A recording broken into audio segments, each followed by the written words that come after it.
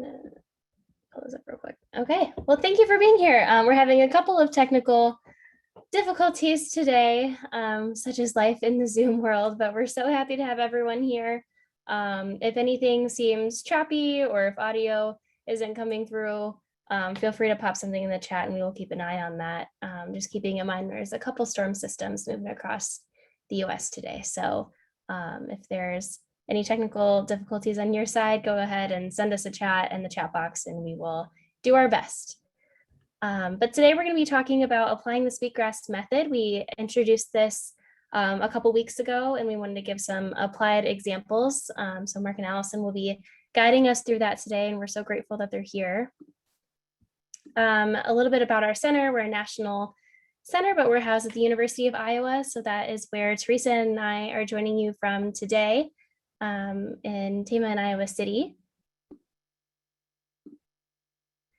And then, of course, just some legalities. The National American Indian and Alaska Native Mental Health Technology Transfer Center is supported by a grant from SAMHSA. The content of this event is the creation of the presenters, and the opinions expressed don't necessarily reflect SAMHSA, HHS, or the American Indian and Alaska Native MHTTC. And of course, early an acknowledgement as a virtual event. This was written by Ella and Keely Driscoll, who are two of my coworkers, but we would like to take this time to acknowledge the land and pay respect to the Indigenous nations whose homelands were forcibly taken over and inhabited. Past and present, we want to honor the land itself and the people who have stewarded it throughout the generations. This calls us to commit to forever learn how to be better stewards of these lands through action, advocacy, support, and education.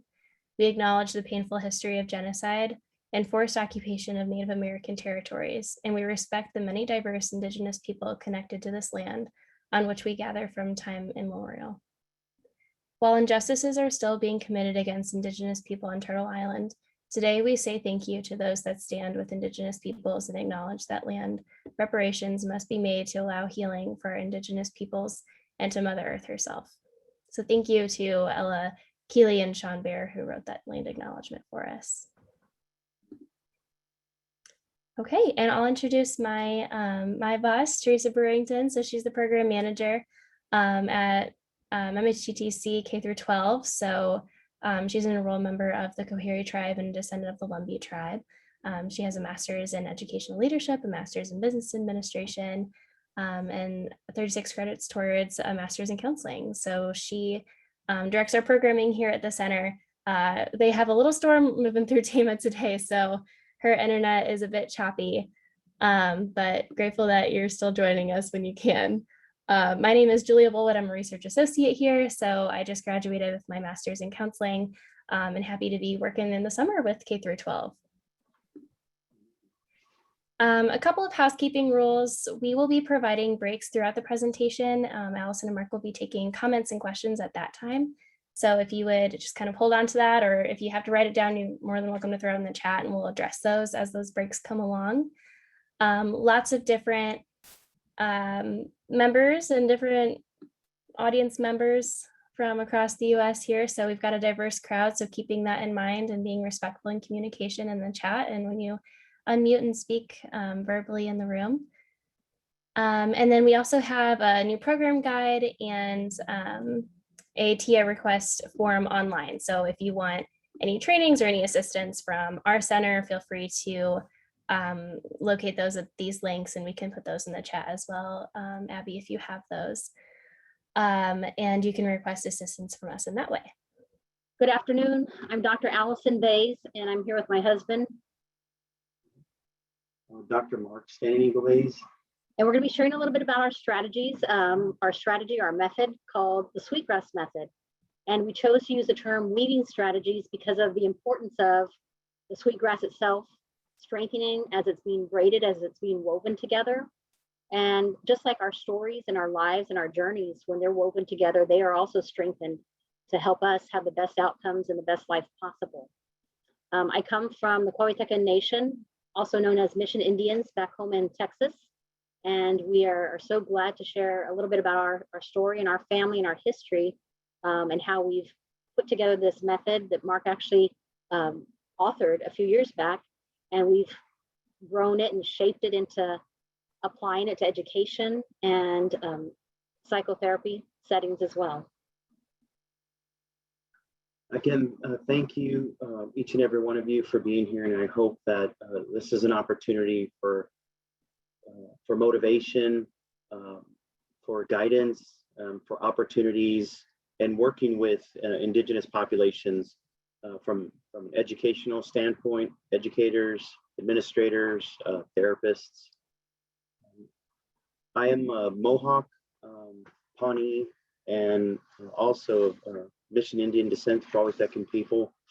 And it's important for me as a psychologist that I continue to connect with who I am as a Native American and apply the stories and the lessons that I have learned, not to reinvent the wheel, but to add to it as a practitioner in today's approaches with individuals and our clientele that we are servicing.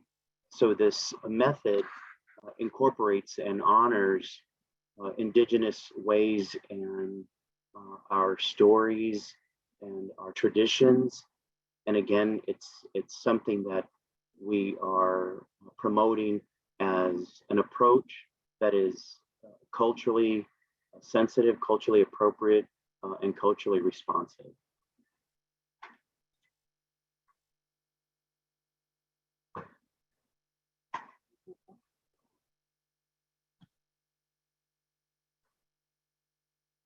So in some of our communities, we have seen this in prayer and ceremony. And I have an image on the screen for you all. Can anybody tell me what, or would like to share what sweetgrass is, what their experience is with sweetgrass?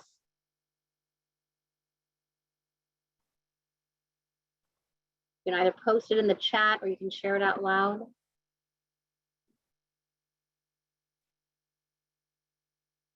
There's a small group of us today. Hopefully some of you will share.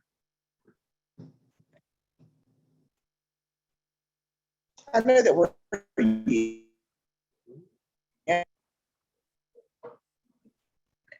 Can you hear me, guys? Can anybody hear me? Nobody can hear me. Yes. You can? Yes. Okay. Yes. So we are, it's saying my internet's unstable again, so you're probably gonna lose me. But we are developing a mental health curriculum, which is specifically for American Indians and Alaska Natives throughout the US. And we are utilizing the Sweetgrass Method in that curriculum in many ways. It's about connection. It also reminds me of braiding hair. And I think in one of the examples, they even talked about it as braiding our natural native hair. But we have we have 3 different curriculums that we're developing through the grade levels. We've got a K through 3, we've got a middle school, and we have a high school, and all 3 of them are implementing the Sweetgrass Method in that. Thank you, Teresa. Go ahead. And David shared David Garcia, thank you. You shared in the chat, it's the hair of Mother Earth. Nice. It is. It's one of the things we've learned about it over the years as we've not only prayed with it and used it for ceremonies and purification, but just to recognize the connection that it provides for us to Mother Earth. Again, when Mark was doing a lot of research about 12 years ago, looking at, as a clinician, as a practitioner, all the wonderful methods and approaches are out there from a Western perspective and appropriate. So we're integrating and collaborating and looking at different ways that we could see it from a Native perspective, an Indigenous model. So Mark authored this. And what we want to do is show you from a Western perspective what it looks like, and then speak to the Sweetgrass Method specifically today. So something that that I would see as a practitioner in like 2005, 2006, 2007 was this word collaborative care. How can we work with others collaboratively with other professionals? How can we come together to provide better services. And it was introduced, I think it was 2006, 2007, to me, and I kept hearing it and just hearing the success. So this was a team-based approach, again, as a team of professionals coming together and looking at how they can work with the client, the patient, through the support providers, the clinical information systems, as well as engaging patients in their care through self-management support and linkages to community resources. What's out there? What can we do to come together? Almost like a one-stop shop. This collaborative care model with culturally responsive approaches is something that I saw back in 2009, 2010. Nothing for Indigenous people, but I knew that this was something that we were already doing in our dances, in our ceremonies, in the paintings, in the stories, in the songs, is culturally sensitive psychiatric assessment for Asian Americans. So this was back in 2010 when it was published. The research began about 2007, 2008. But what it was is participants completed this informed consent before they received this particular assessment by a bilingual research psychiatrist. So this research psychiatrist was also speaking English as well as their particular language. The culturally sensitive assessment had several components. It was a standard psychiatric interview component and a cultural competent component that used to explore the patient's illnesses and their beliefs culturally. So we were, so the practitioners were able to listen to their beliefs as Asian Americans and what was helpful, what was healing, and what was supportive in that. So again, this was back in 2009, 2008.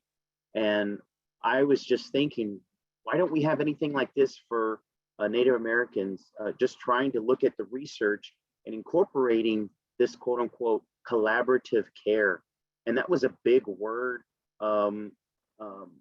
Working with reservations during that time, it wasn't a word that was embraced. It just sounded like another term that was going to misinform them or harm them. But you just hear, we're going to collaborate. Didn't sound friendly and sounded more insensitive. So this is where Mark started his own research as a clinician, really looking at the perspective of, as he serves his students and their families, looking for resources to partner with. He found that there was very limited, if nothing, available for our Native communities. So he developed the Sweetgrass Method. He authored it and wrote about it in different publications and really started applying it across Indian country to the different people that he served. And so I have a definition here for those of you who aren't familiar with it. But the Sweetgrass Method is a prevention tool that can be applied to early childhood intervention for families and professionals dealing with various traumas. It speaks to how the introspective, which is the self, looking at ourselves, looking at our lives, being flexible in that area, collaborates and continues a healthy support for our populations. And so when we look at the Sweetgrass Method, it's about having to look internally before we can even look externally. If we don't know who we are, where we come from, what's great about us, what our best attributes are, as well as our faults, then it's more difficult to look outwardly and meet the challenges and rise to meet those challenges. So we need to be grounded. We need to teach in ways which we can stay connected to our own spirit, our own competencies, as well as our own community, while maintaining connections to self-care. And that's key. Again, the first strand, the first attribute of this is really looking at ourselves so that we can understand who we are and how we can work best with other folks. And something that I want to add, the original article was published in 2010, and it was revised in 2016. And again, it was applying traditional methods along with Western strategies. And traditional methods was from a traditional cultural perspective, not traditional in the sense of Western approaches traditional. So applying in traditional terms, in indigenous terms, it was focusing on first and foremost our population. So we needed to be flexible in the words even that was used.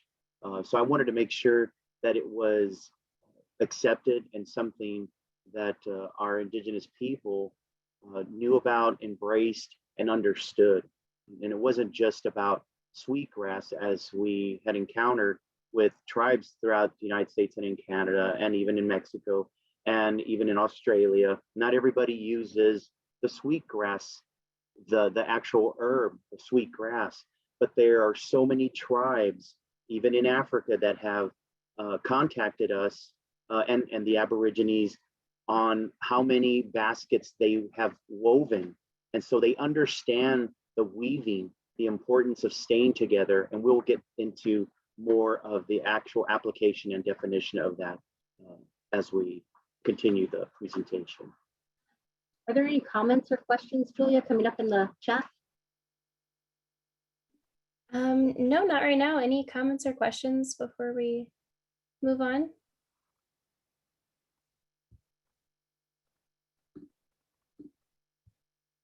Doesn't look like it. Okay.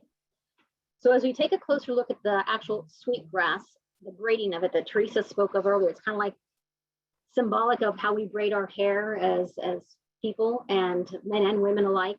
The braid is still the same when we do our hair, and the strength that comes from it. And even David talked about how it comes from Mother Earth. You know, it's so important to have that connection. If you look at the scientific term, higher Chloe orderata translates to holy grass. And it's so appropriate how we label it that way and internalize it, and how we use it for our sacred prayers and purifications and ceremonies, because that's what we consider it to be, holy, sacred. It's a wonderful instrument or tool that we are given freely by Mother Earth. You know, we see and we hear how people just walk over it and step on it and sometimes crush it, but the connection is to our Mother Earth, and we can actually take something from it and use it for ceremony. It's so important. And when we pick it up and we put it in our hands, we can smell that honey vanilla scent and just know that it's something good is going to come from it.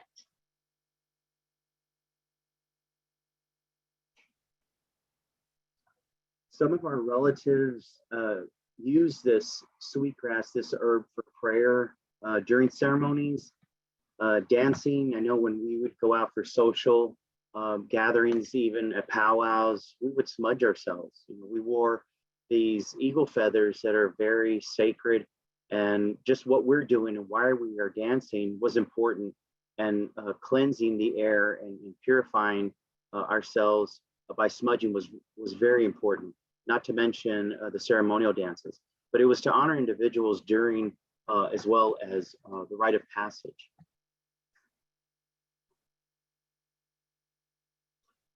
The sweetgrass is used as a spiritual purification, as I shared, and just as a descriptive, as the smoke rises, so too our prayers rise to the spirit world, where our grandfathers and our Creator live. The sweetgrass is used for healing one's mind, body, and spirit, as well as to harmonize energies. And that's so important, even for work, that we would come into a new office and smudge it, because we don't know personalities is a direct observation of behavioral characteristics. So harmonizing those energies that we blend together, that we work together, we use this approach specifically. And again, it's something that's been handed down. It wasn't something that we just coined. This is what we do to harmonize, to cleanse that negativity, the bad air, if you will. And the sweetgrass is also used to cleanse one's heart. We look at how we use this for truth, for harmony, as I mentioned, and in balance, for compassion and gentleness and thoughtfulness, for others, how we treat one another, similar to our roles as practitioners and educators, that we believe that it's appropriate in clearing negativity and promoting harmony and providing a welcoming atmosphere with compassion and gentleness. And the reason we hold this as a root of beginning of what we're doing is we can have the greatest curriculum, we can have a PhD, but if we do not learn to work with others and to honor each other in our profession, respectively, with natives and non-natives, for the greater good of who we're working for, like the students, the children, it defeats the purpose. Again, when we have an herb such as the sweetgrass, we're able to clear that negativity and promote that harmony in providing that atmosphere. So here begins the braid. When we look at this method, it looks at the introspective, the collaborative, and the continuous strands, the 3 strands, just like when you're braiding someone's hair, just like you're braiding the sweetgrass. It's a process. And it's very important to think of it as significant and healthy and engaging partnerships.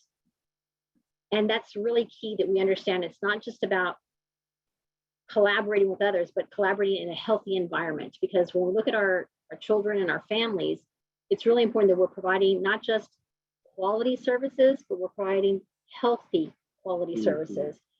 The best quality services that we could provide for them is what helps them be successful in and out of a classroom.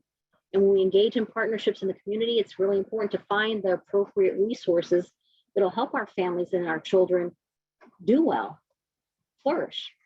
The possibilities of our youth embracing their ceremonies is key for this, so that they can know who they are, where they come from.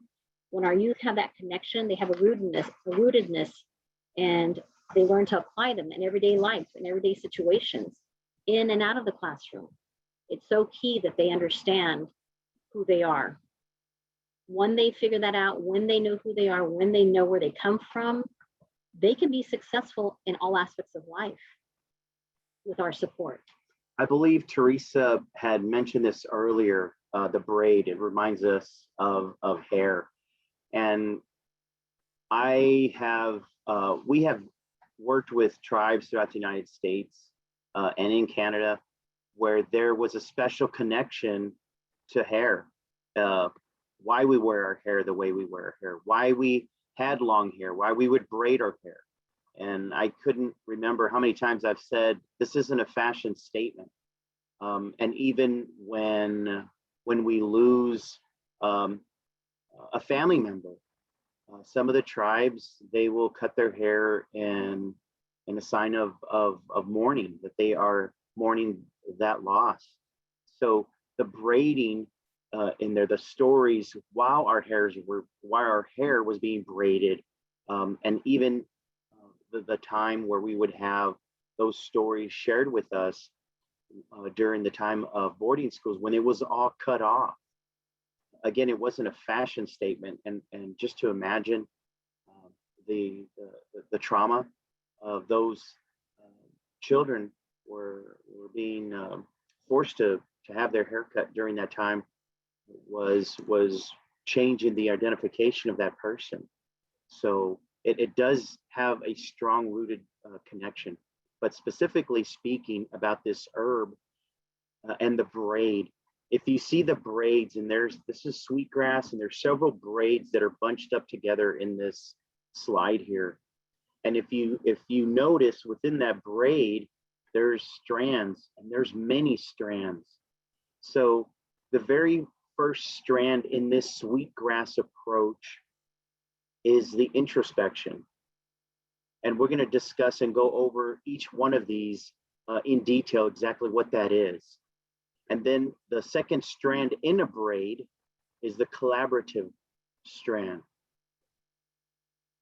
And the third strand in the braid is continuous.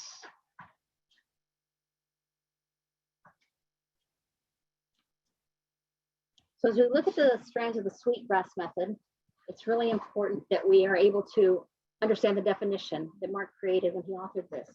When we look at the introspection, it speaks to the levels of understanding as administrators, educators, and support staff. And what kind of questions do we need to ask ourselves to be more empathetic, to be more understanding of the families that are coming to us, the children that are coming through our doors?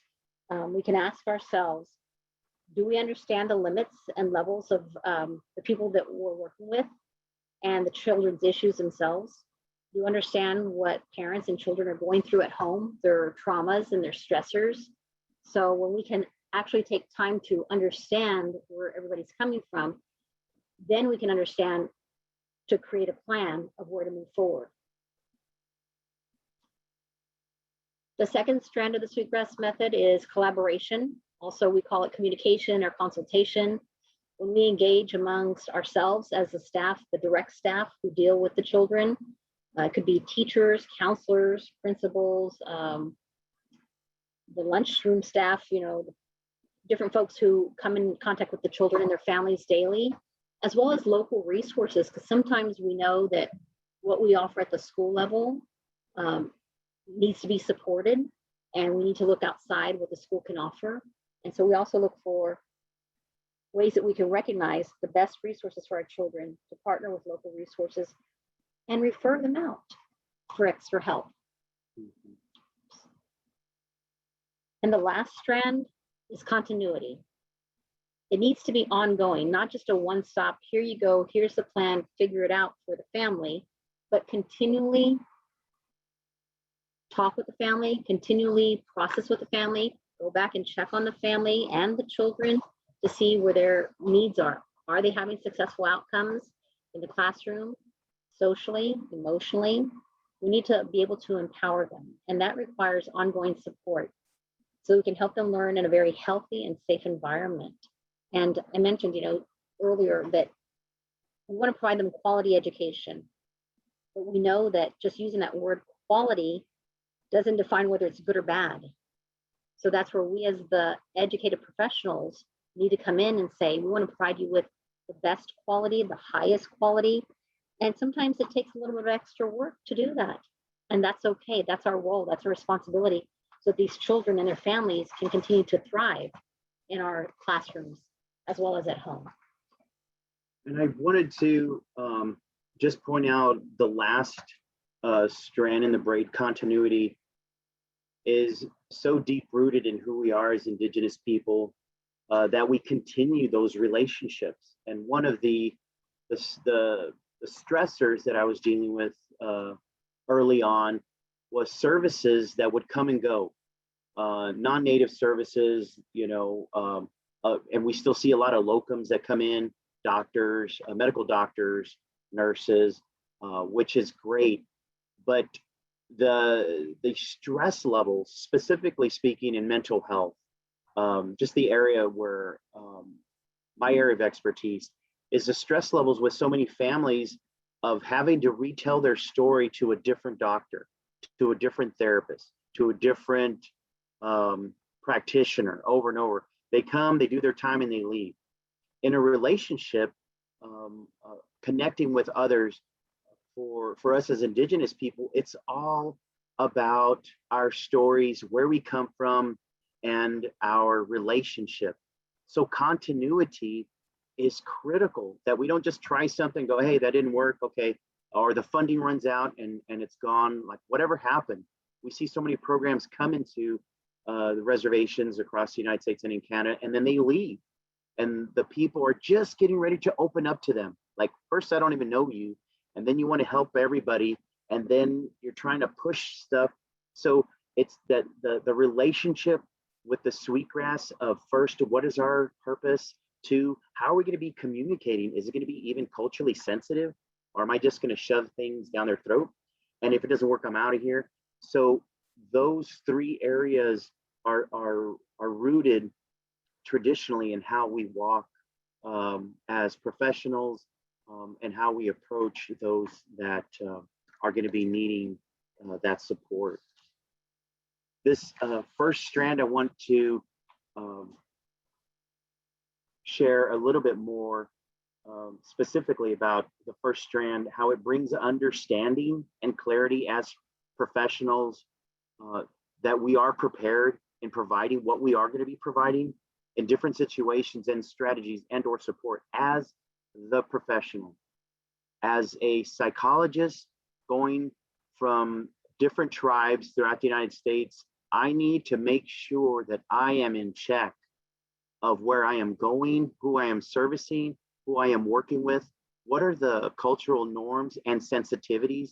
Just because I'm a doctor and I'm native, that I don't come and flash my like a pompous approach of being Mr. Know-it-all.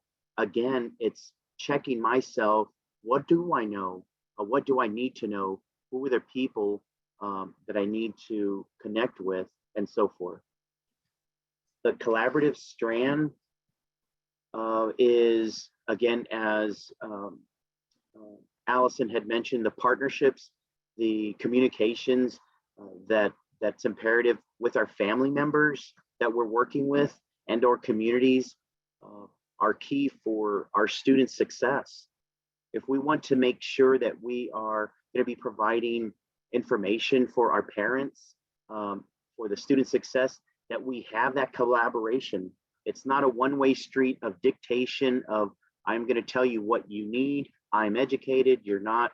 It doesn't work like that in a relationship. It's about partnerships and coming together and asking what works at home. And I can share what we can do to tailor what works for the child here. So again, as educators or practitioners, valuing traditions and ceremonies is just as important.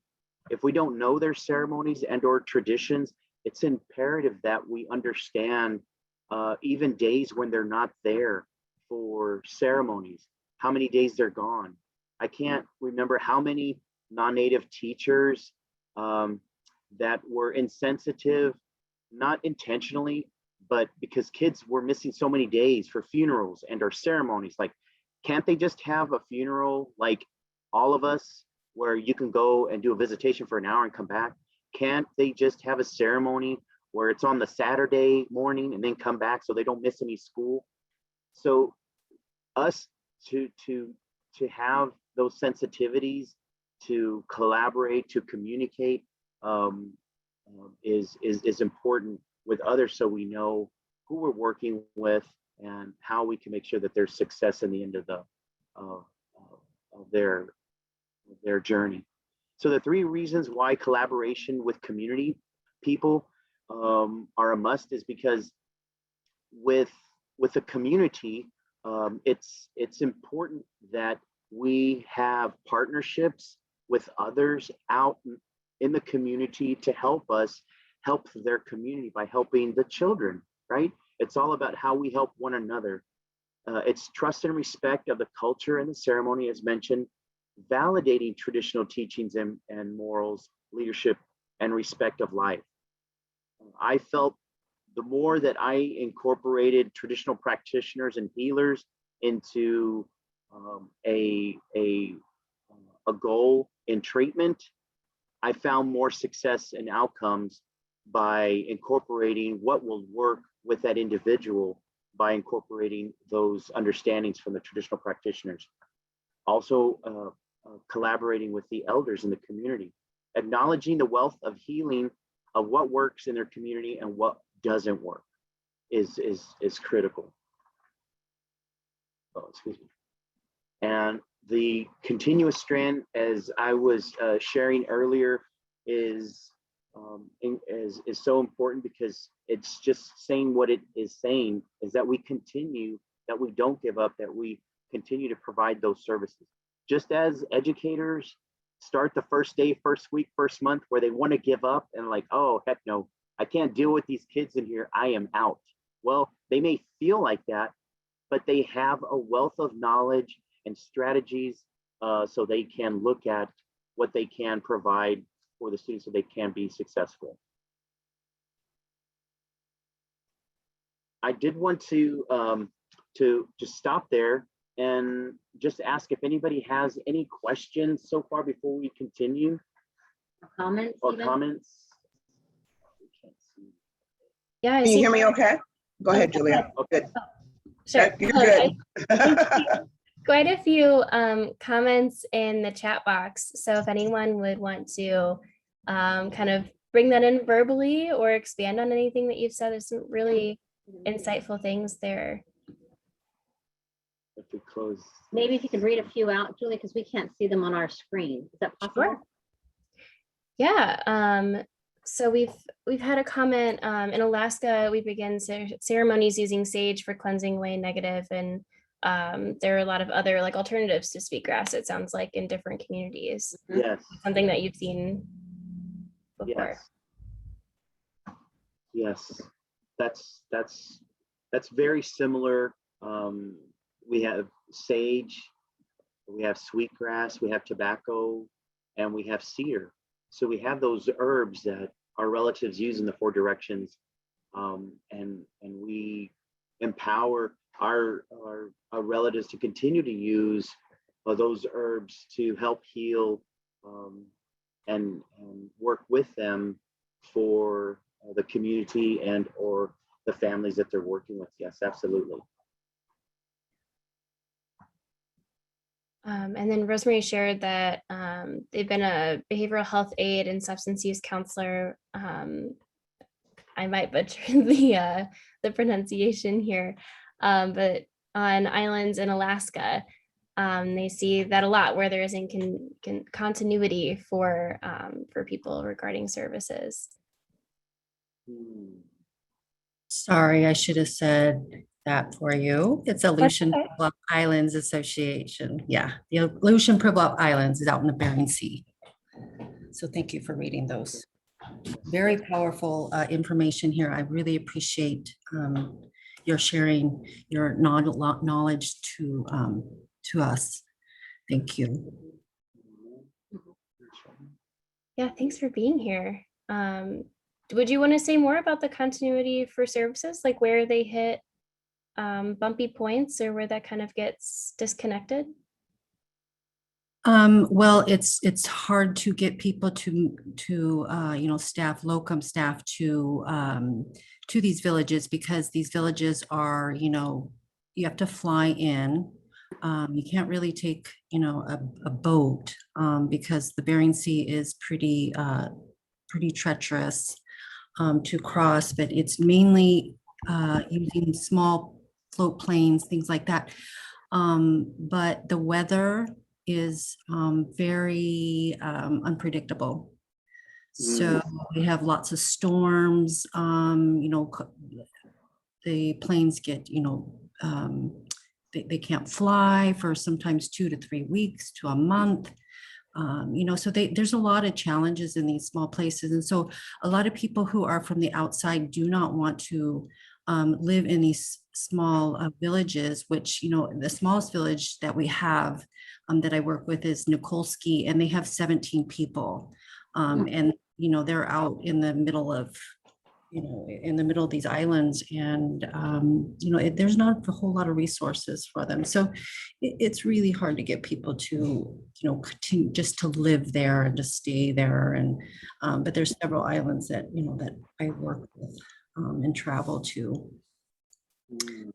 Yeah, so thank you for this.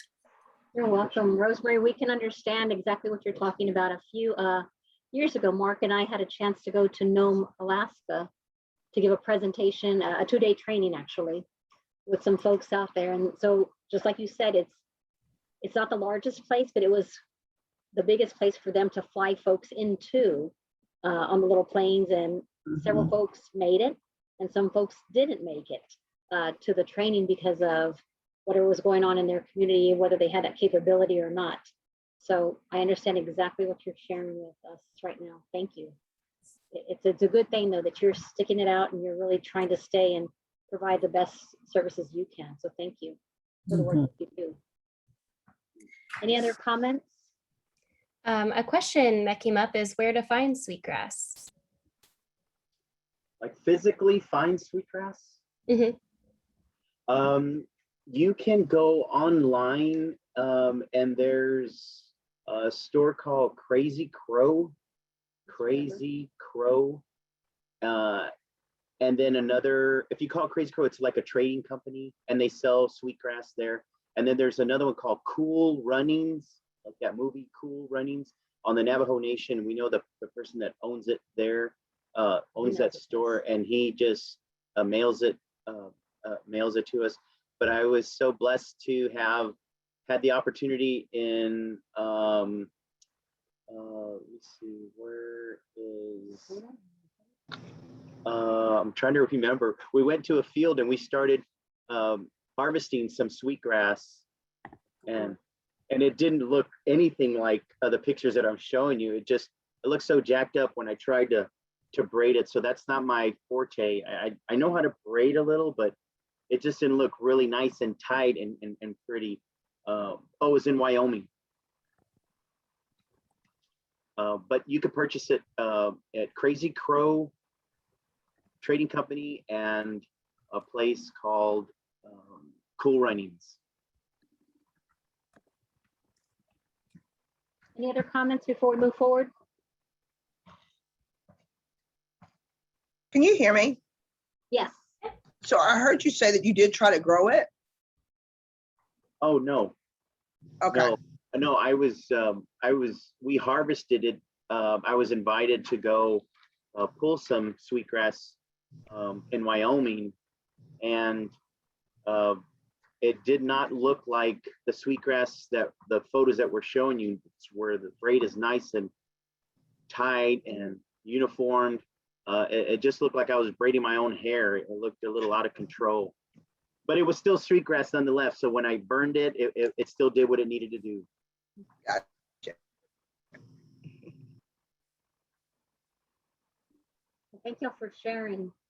One of the things that we've heard in our presentation, or we've heard from some of you all in relation to sweetgrass, is the flexibility of hair when we braid it, flexibility of grass, the sweetgrass specifically.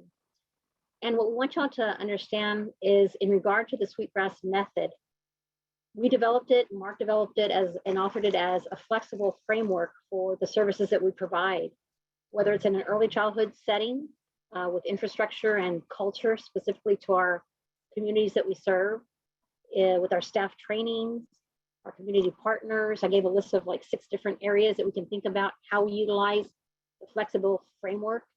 And even in this image that you see here on the screen, this was an opportunity for our grandson and Mark to share at our grandson's school. And what we decided to do, rather than talk about our culture, who we are, where we come from, because it's in a city environment, we wanted the children to be taken out of the school and to hear our stories and be a part of what we were sharing, and not just see it, but actively engage in it. So our grandson demonstrated a few songs and dances, but then he started inviting different children to come up in a non-academic setting and really just enjoy learning about culture. It's really important that when we look at our school policies and our procedures and our protocols, that we think about how we can complement the culture, the community that our children are coming from. Yes, we have guidelines. Yes, we have protocols that we have to follow, but we need to be mindful and be culturally responsive in how we implement them.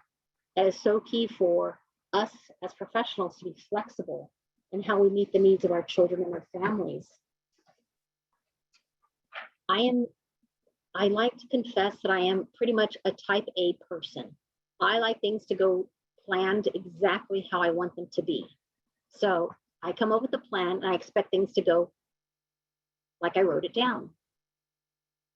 Well, sometimes I have plan A and it doesn't work. Then I have to come up with another plan and it doesn't work. So then I'm on to the next plan.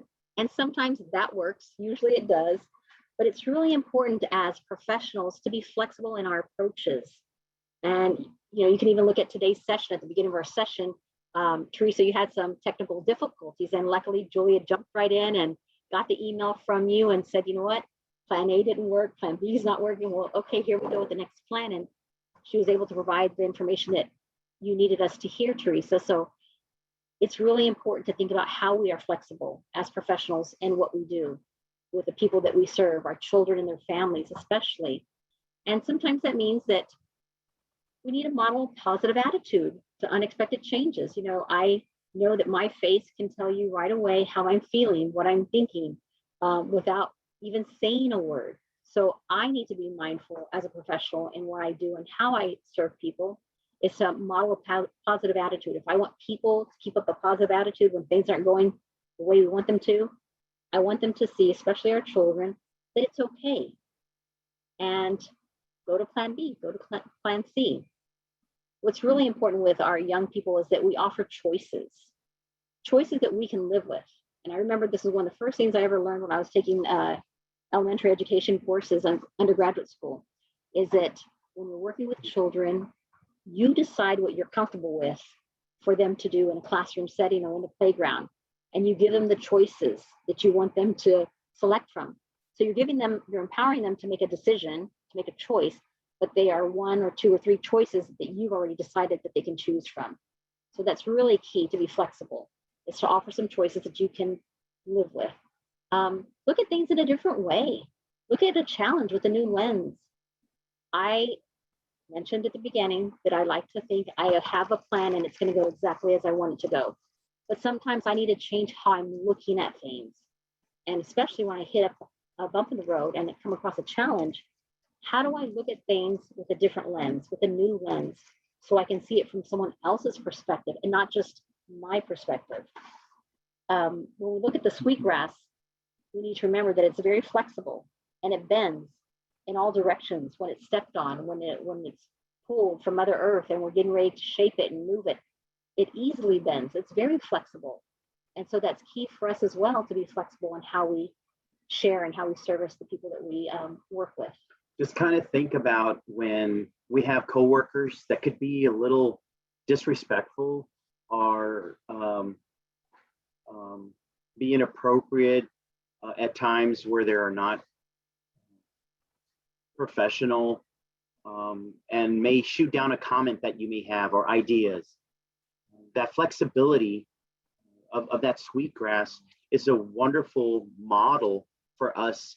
As it's stepped on, it bends back, that we too shall bend back, that we are flexible in coming up with other opportunities or other approaches. If this didn't work, then let's go back and look at tailoring another opportunity for the child's success.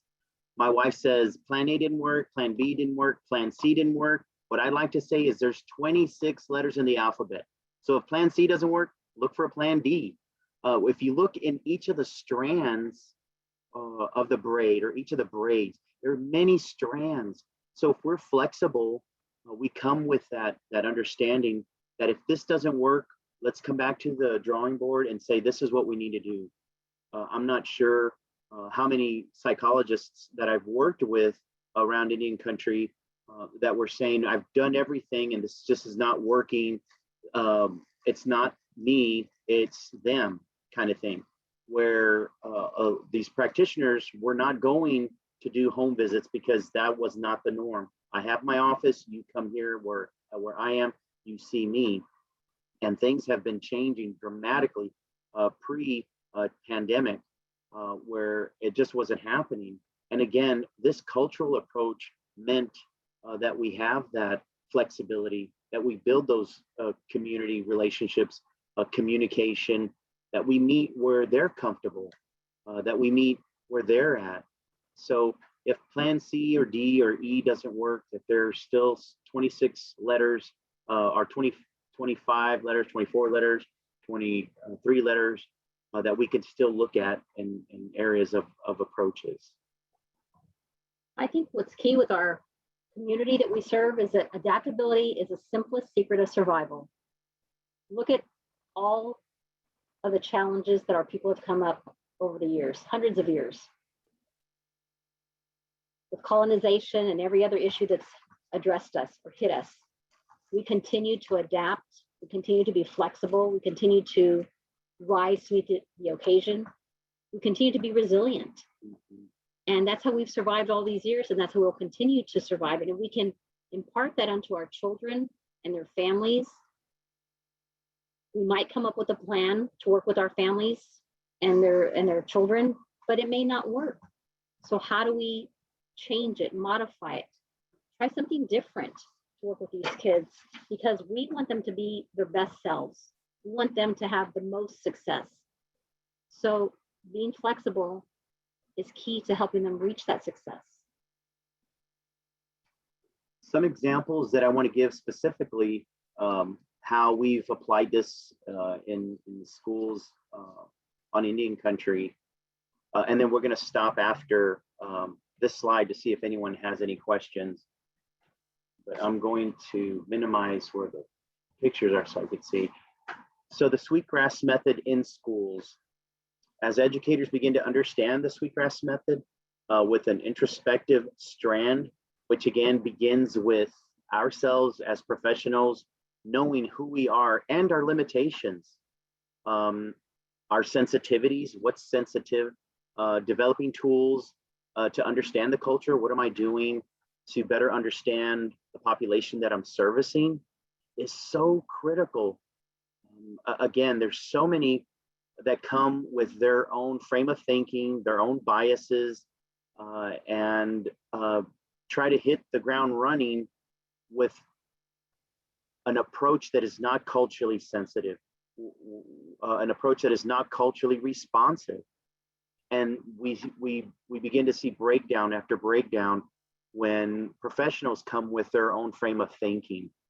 So when we're looking at the sensitivities to understand the culture, even the stories, the importance of relationships of the communities and families, giving teachers the strategies to be successful. So when we do this, when we look at the importance of building relationships with our communities, with our families, we are building strands of success. So we can then turn that to successful outcomes for our students. Understanding the goals and work towards ongoing academic success with students. So again, is what are our goals? When we're working primarily with Indigenous populations, we need to have goals, not just a curriculum that may have been written and approved from a Western perspective. Again, we're looking at how we can tailor and be culturally responsive with the information that we have as educators. Teachers, non-native teachers, to understand and respect traditional ways that we have professionals respecting the traditions of that community.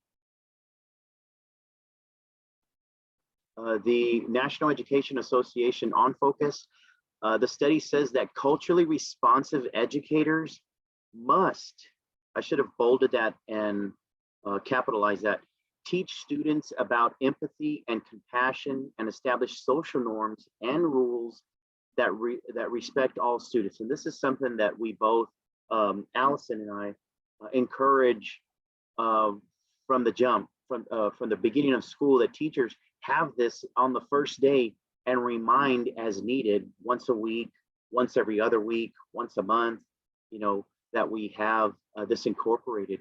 That way that American Indian and Alaska Native students attending culturally responsive and inclusive schools will feel connected, empowered, and better prepared to address concerns and or issues that may arise. What I've seen that I found so fascinating, and I don't mean that in a positive way, but teachers on reservations trying to develop approaches that are very insensitive culturally in their classroom setting, because this is something, a mindset that they have come with and conformed the classroom into adhering to that person's way of instruction and or instructing the students. So seeing this and meeting with the teacher, which she had great curriculums that provided opportunities for growth academically, but was very culturally insensitive and was really, it wasn't productive at all. It was counterproductive, in fact, because none of the kids were engaged. The parents didn't feel connected with the teacher. And again, the teacher felt, well, I'm doing my job. If they're not learning, it's them. So this was a great opportunity, a learning opportunity to share with that teacher strategies culturally that would work, and sharing with her this method, the Sweetgrass Method, really opened up her eyes to not only incorporate her Western material, but to braid it with traditional approaches for the child. So she was able to braid the Western method as a strand with the community cultural approaches as a second strand for the child, which was the third strand. One of the things I want to share is that when we had first moved to Navajo Nation about 18 years ago, when Mark and I first moved there, in the first school that I ever worked in, they were doing a lot of teacher in services and trainings and getting us ready about a week or so before school started. And what I found so key to my success and my journey there was that one of our school administrators was Navajo. And it so happened that her father was a traditional practitioner, a medicine man in the community, well known.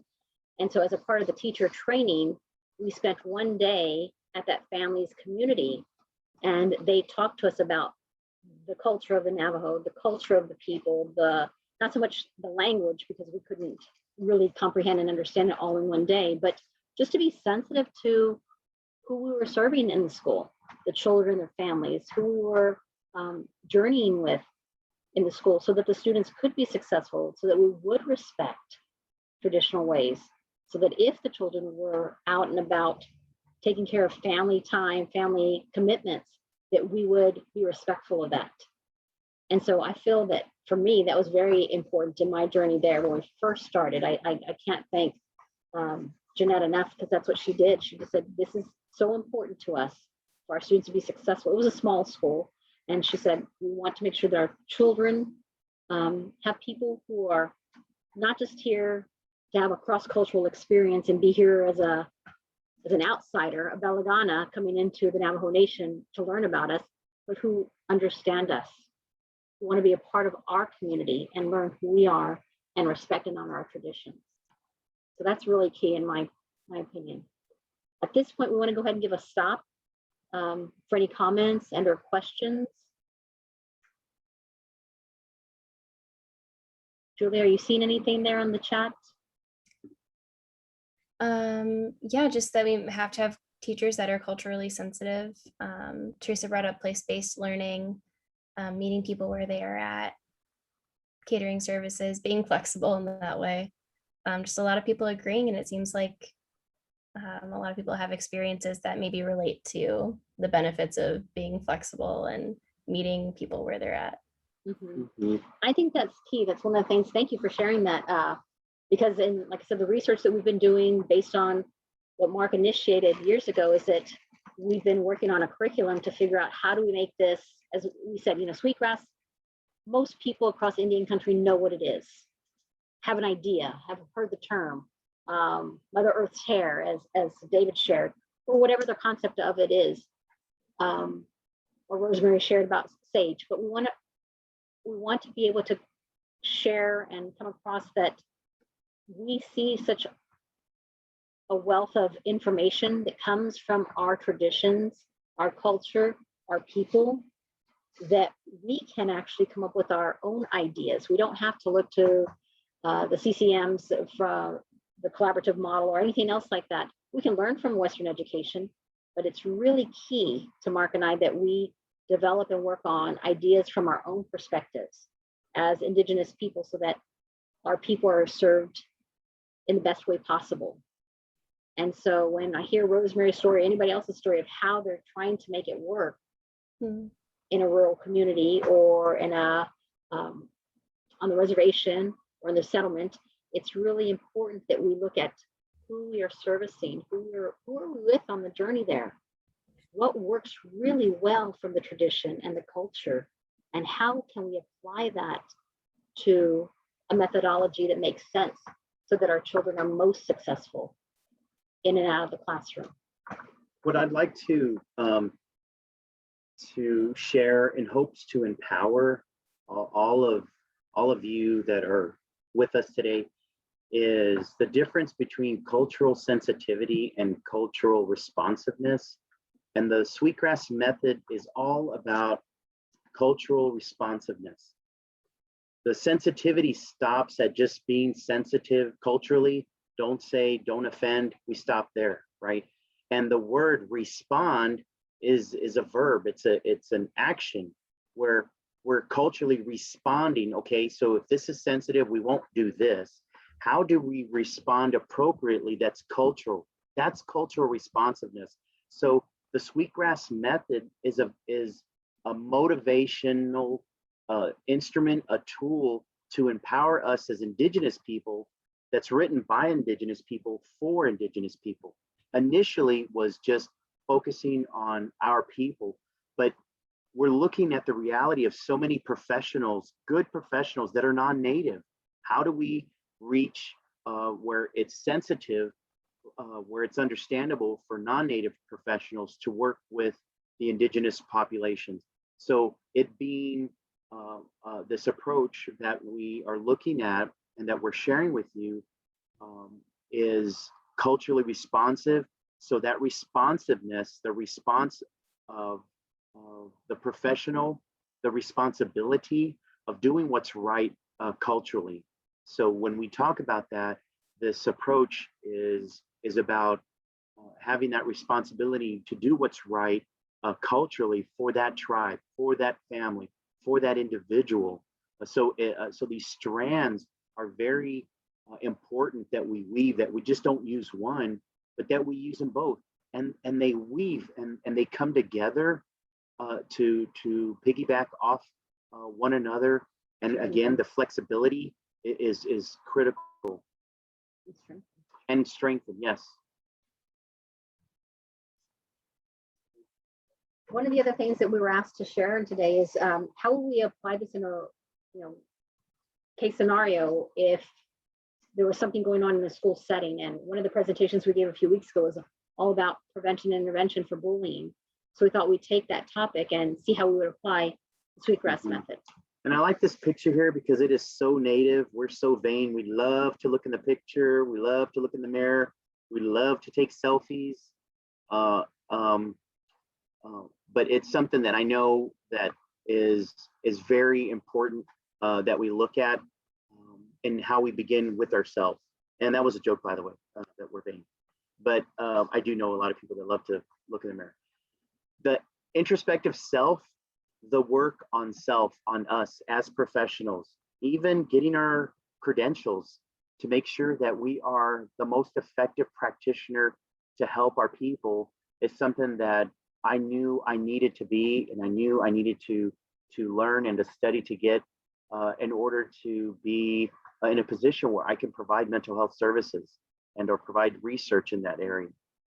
The introspective self, the first strand, looking at that, for Native and non-Native staff, it's important to prepare and educate ourselves about what is in front of us. Who are we working with? What is the population we're going to be working with? If we prepare ourselves to be flexible, and again, just looking at working with the parents, the schedule, when it works for you, what time can we meet? It's not my way or the highway. How can we work with the community, the educators, the administrators, etc.? We are prepared to make those accommodations for a successful outcome. Again, it's partnering. The Sweetgrass, how it's woven in with the other strands as an important part of a visualization that we can see the importance of success. So before we apply these strategies and or producing suggestions and or activities for that student and or parent or guardian, it's important that we have an understanding how much we understand and identify the population that we're working with. And again, and I take this from personal experience of working with so many educators and psychologists and other mental health practitioners where they would say, well, I worked with that tribe over there. I've worked years with that other tribe over there. But newsflash, not all tribes are the same, right? That we look at the differences among the tribes, the sensitivities. So again, the introspection self, that we look at that and even to have an opportunity for self-examination.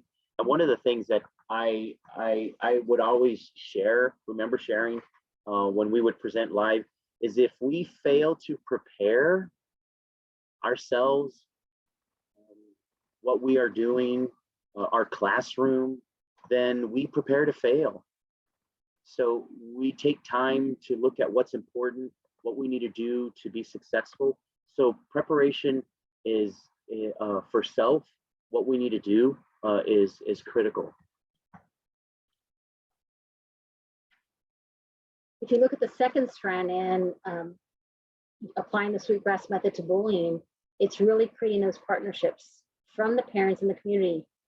And that's key if we want to reduce bullying in our community. It's really important to know that I don't have all the answers as a school teacher, as a school administrator, as a school counselor, but I know that if I partner with the right people, looking at the resources around, looking at people who serve at the IHS, people who serve maybe in with the tribal police, or people in the church settings, different resources throughout the community. It's really important to make it successful so that we're all working towards a reduction in this bullying that may happen in our schools, in our classrooms.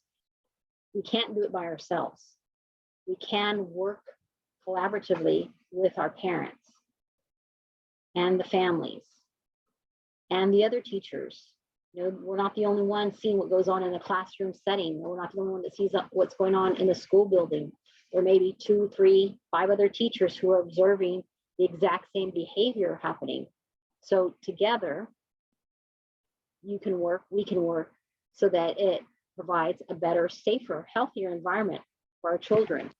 It's really important that when we look for strategies for our Native youth, that we look to oral traditions, we look to our stories, our songs, paintings, what's in nature, what's in the community. What is it that we can pull from that'll help these children find a stronghold, find a connection that will help them have a healthy balance. We want our people to live in harmony. We want them to walk in beauty. We want them to walk on the red road. We want them to have a healthy journey in and out of the classroom. So how do we do that? We live to our tradition, and I can't say that enough. The last strand in regards to how we would apply this to bullying that we've seen so much, and we wrote an article that was published, I believe, in 2014, 13, 14, and it's been downloaded over 4,600 times. And it's obvious that there is a severe area of concern with bullying that's happening across Indian country, across the United States for that matter. But how we would apply this is that school may have many non-native approaches to bullying. Our institutions would benefit with the understanding of Native students, families, and community by incorporating the cultural ceremonial values into the daily norms or school policies of behavior.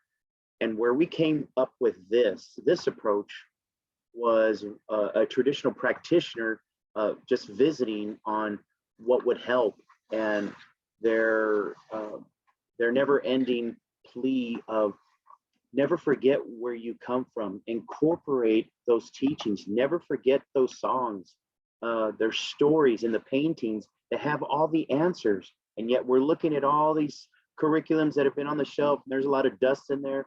If you just look at these paintings, if you look at the songs, if you listen to those songs, you will have your answer.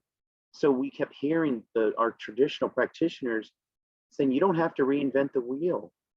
You can modify for the professionals such as us to understand, so we can then apply that for our children's success and support our families and supporting them, supporting their children. We know that when we have strong communities, that they're born out of individuals being their very, very best selves. I firmly believe this. Mark and I have raised our children, our family this way, is that when we have them strongly connected to our community, our Native community, our people here at home, and our relatives across Indian country, that we are helping them become their very best selves. And this goes for the children that cross our paths in a classroom, in the hallway, in our offices. As professionals, we want them to be the very best. And the way that we can do that is build the community, strengthen the community, just like we strengthen ourselves in a sweetgrass braid and a hair braid, using every strand, pulling it tightly, closely woven together. We want the same for our children. We want them to be their very best. And so we need to build their community, the stronghold to who they are culturally and traditionally. There's so many teachers that we have spoken with over 12 years, over 15 years, but specifically within the past 12 years was about how do we partner with the family? And it was ingrained in the success of the child's outcome academically, emotionally, spiritually, physically, is if we have those partnerships with the families. What's working, what's not working, what are the kids dealing with, what are some of the areas that we need to know that we don't see when they're in the classroom, right? So a lot of these educators, these professionals were asking, and so just years of working and consulting with the different tribes throughout the United States, we have some areas, just some approaches that we felt that we needed to highlight. And a strong, healthy, and or positive relationship or partnership with the student's parents or guardian and his or her teacher can help in the success of the student. And as easy as that sounds, I've seen so many educators that do not do that. Or the relationship is the only time I call home is when the child's in trouble. Well, that's not a very healthy relationship or positive relationship. So thus the reason I put in there healthy and positive intentionally, because yeah, I have a relationship. I'm calling home and I'm saying Mark's always disrupting the class, and the mom, she gets mad and she hangs up on me. So at least I did my job, and I know that I'm doing what I'm supposed to be doing. But again, when we build a healthy relationship, then we will start seeing more a success academically, mentally, spiritually, and or emotionally with the children that we're serving. Partnering with parents, guardians can keep them informed, providing strategies for their child's success. A lot of our families aren't PhDs, they aren't masters level in curriculum-based approaches in math, reading, and writing. So why not provide those strategies and resources to help at home, right? You would think that would be the norm, but it doesn't happen for most of the families that are needing a lot of help. But let me correct myself. It happens when asked, but again, culturally, we don't see a lot of our families at PTA meetings, 100% of our families, right? And or asking questions during an IEP meeting when they have so many questions afterwards. And so the understanding of them not speaking up is cultural. And it's not to say that they are timid or that they are they don't know anything, but they are listening to us. They are trying to understand what's best for their child, and we process. But from a Western perspective, I'm looking at someone that may not understand me, that may not know what I'm talking about, and so forth and so on. A partnership with the parent and or guardian is important because it meets the needs of the student. It provides a level of consistency between the home and learning environment. A partnership helps counselors, teachers, professional support team to tailor their services around the specific needs of that student and their care. So not to cookie cut, this is it. The Sweetgrass Method is not a cookie cutter. Every strand, every blade of grass comes out that's created by God, our creator, is different. And thus we should approach our children as sacred and as different, and we should provide those tailored services for that child and or student, as well as providing those services for the parent. And I know in my experience, it's not always easy as an educator, as an administrator, when we're working on a reservation to develop those positive relationships, especially when they know that we're not from their community. And it takes time to build that relationship. It's really important if we want to strengthen that relationship for the sake of the child, that we keep giving it its due time. We keep giving it the time that we know our children deserve. And one of the examples is one of the reservations that we worked at most often is we have a lot of times where we have to, or parents aren't showing up to meetings. So we are walking to the homes, literally walking from the school to the child's home to meet with grandma, grandpa, mom, dad, auntie, uncle, whoever's there, to really talk about in a positive way what their child is needing, what their child is doing really well at. And that's one of the things that I found a lot of family members are surprised when I always lead with something positive, how the child has done something very successful at school, what I learned about the child, what they do really well in the classroom. And the family, it's like they're in shock that I've said something great because, again, as Mark said, usually they get the phone call from somebody at the school saying the complete opposite. And so for me, one of the things that I've learned and what Mark's learned as a practitioner is that to develop those positive relationships, we need to be positive in how we approach our families. And it's really not that difficult. Once you get to sit down with the children and their families, or especially the children one-on-one, you get to see some really great things that these kids bring to the classroom. And it's important to share this to develop that relationship with the family. We are resilient.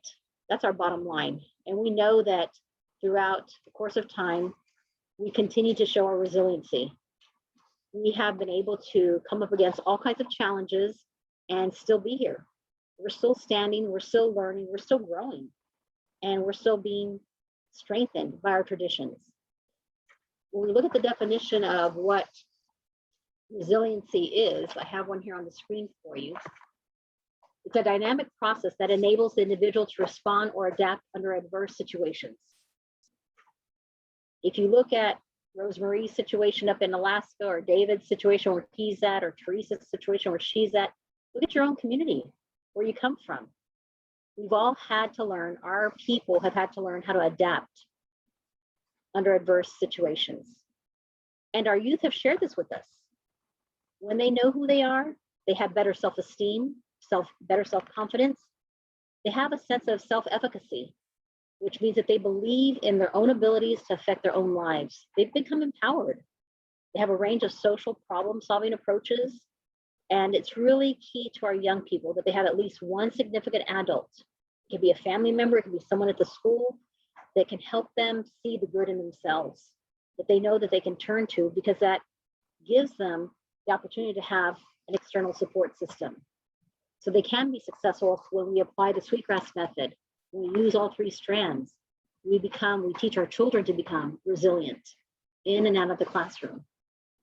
And one of the things that we've gotten so many emails of a curriculum, and we have been working on a curriculum for some time, and we're hoping, if things work okay, that we can have a curriculum out by December for our relatives, our professional practitioners, our educators, where they can look at how they can apply this with their school, with their families, with their communities, for that. And it's something that we know that it's an incredible opportunity to work and to help communities, families, children to be successful.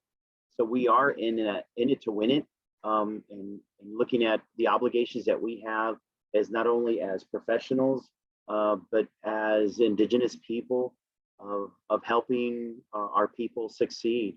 So we're very blessed and very happy to have an opportunity to meet with each and every one of you and to share a little bit about the Sweetgrass Method and approach. As we bring things to a close, I want to see if there are any questions or additional comments. Good afternoon. My name is James Leslie. I work for the Navajo Nation. I'm a counselor. Fort Defiance, Arizona.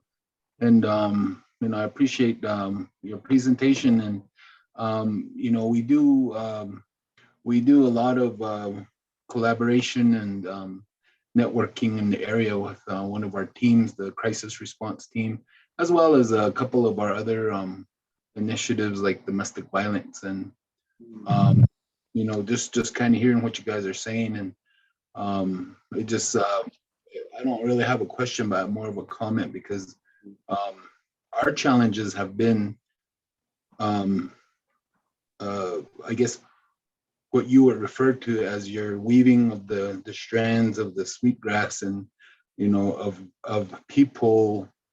Our weave is not smooth.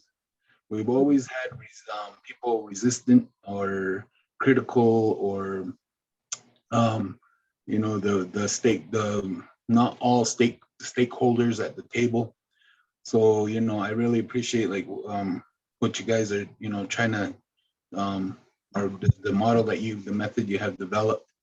And because even within our own organization, our own department, that we have people who don't buy into what we're doing, or, you know, for some reason they don't want to be part of.